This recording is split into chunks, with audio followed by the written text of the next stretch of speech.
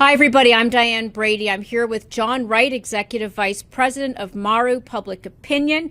John, coming to us from Toronto today, and we are talking about food inflation. What are you seeing? When we ask people whether or not they think prices are going to be higher, lower, or stay the same, you've only got like 6% of the people in the United States believe it's going to be lower 6 months from now. Now, the majority, just a slight majority, believe that they'll be higher 6 months from now, but most people below that think they're going to stay the same. So, you know what?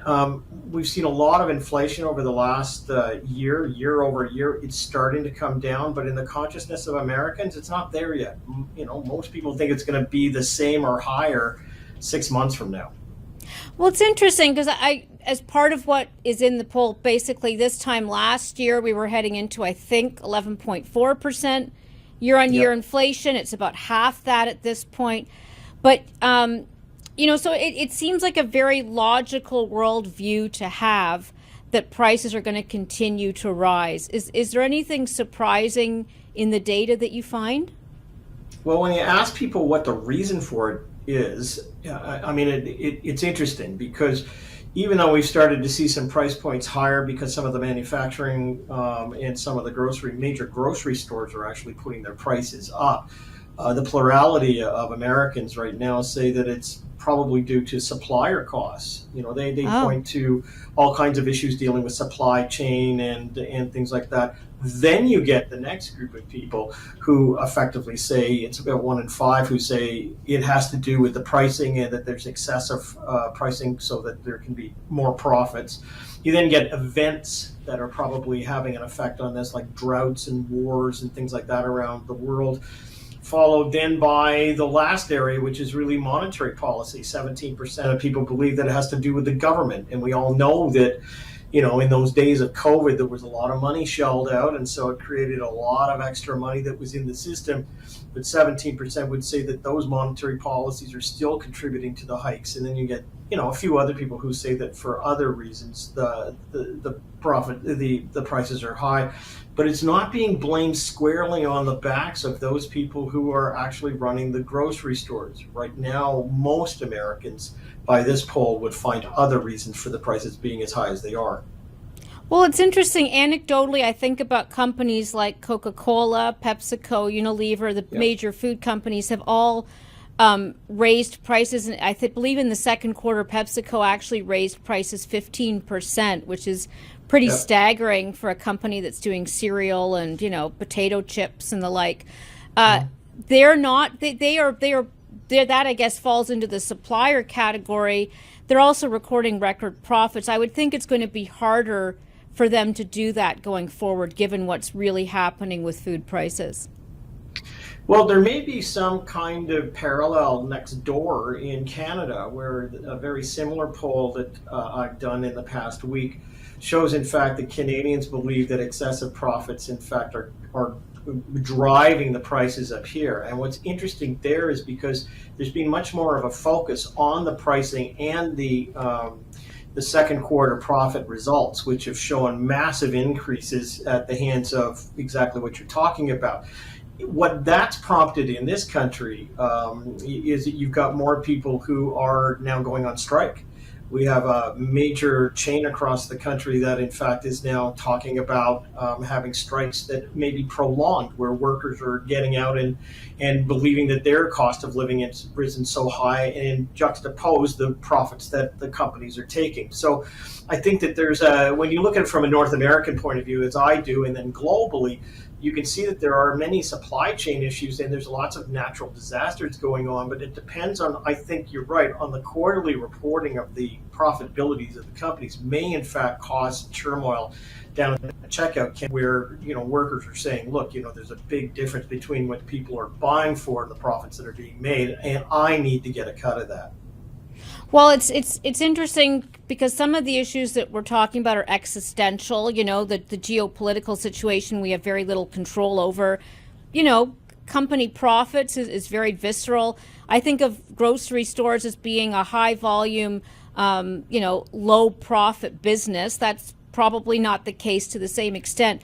How does this factor into politics? You mentioned that fifth reason here it'd be like the Fed basically, but the role of government in pricing. Is that something that you're seeing in Canada as well? Are people blaming the government at all? That's a really insightful question, because while you would expect governments to be called upon to do something about it, they're still at the level where people on both sides of the borders are really focusing on the cost of living. This be something that's driving action at the moment. But the only thing that may be on the horizon is where you get in, you get either in Congress, or you'll get in Parliament, or you'll get in some government area where they want to look into it. There's enough pressure where they say, we're going to bring some of these people who run these companies, to Washington, and we're going to, call them out and find out what's going on. We're not seeing that a lot right now. What we're now seeing, however, is some disgruntlement on the cost of living and the workers themselves. During the pandemic, the workers were seen as the frontline group of people who were almost equatable on both sides of the border to nurses who were going in every single day and making sure that they were providing foodstuffs to communities and to individuals. A lot of that was taken away. There's now a sense among the workers that they deserve some of that profitability. So I'm not seeing yet the intervention of governments on this. I think what we're seeing now is the labor movement, who in the high cost of living is saying this is something where we want our members to have payback. Not as much in the United States, but it's just starting in Canada, and it may ripple through both economies. Yeah, well, we certainly have some major strikes going on here. I mean, you raise a good point. If we step back to sort of the 30,000 foot level and put this in the context of some of the other polls that you've done with regard to optimism about the economy, sort of where the fears are, where does this fit? Food inflation writ large, and cost of living. There are a lot of other issues that are impacting how people think about the economy. Well, there's a few things based on the Forbes Maru poll that we've already done, actually, and it shows that 6 in 10 people in the United States believe that the economy is on the wrong track. And a lot of that has changed, except some of the underlying issues have caused it now to continue to be more pessimistic, and that a lot has to do with the price of savings that people have. I mean, there's there's a standard of living issue that is interesting because it's different than what we're seeing that the Fed is looking at. I mean, the Fed's brought in interest rates, and we're watching the price of inflation drop, but we'll have a feeling that we're being affected by it in a negative fashion. So, in terms of the context of all of this, food prices are driving a lot of that inflation, but we're not blaming government for it at the moment. We are blaming the government overall for the macroeconomic circumstance. Well, it's a conversation to be continued, and while food inflation's dropping, it is still with us for various reasons. So thank you for joining us, John. Anything that's on your radar that you would be looking at next in terms of indicators around this area? Yeah, well, we'll be looking at inflation and how it is affecting Americans. There are people who are clearly struggling, caught between the higher interest rates and also inflation itself. We're looking to see into the households and how they're doing. But there's also another phenomenon that's undergoing a lot of scrutiny in different parts of the world right now. There are young people who actually believe that they have the world by the tail. I mean, it's a very interesting circumstance where almost every other demographic, every social economic factor plays into the rest of the country, and they say, things are not great, but you're getting this really interesting group of young people. Maybe it's because they've come off of COVID and they, were locked down and they feel young. Really good. Define young. Is young like Gen Z, like 20, 21, yes, 22? No, absolutely. So what we're seeing is that about a quarter of the 18 to 34 population, in fact, is really robust, very good.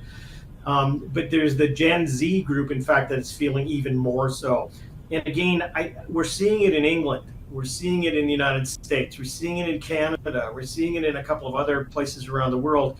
And this is this young group of people who were locked down during COVID, didn't have places to go, are within, very confident that the world is pretty good for them. Maybe they're just living at home with their parents and they don't have all the pricing that their parents are. And there is a section of the country young people in particular that are pushing up the optimism, and it's a phenomenon we're going to keep our eye on. I have to ask one more question about that because I'm intrigued. Is that basically ignorance is bliss, or is it rooted in the reality of a relatively healthy job market, perhaps, for them? I mean, I'm curious if it seems misguided to you, that optimism.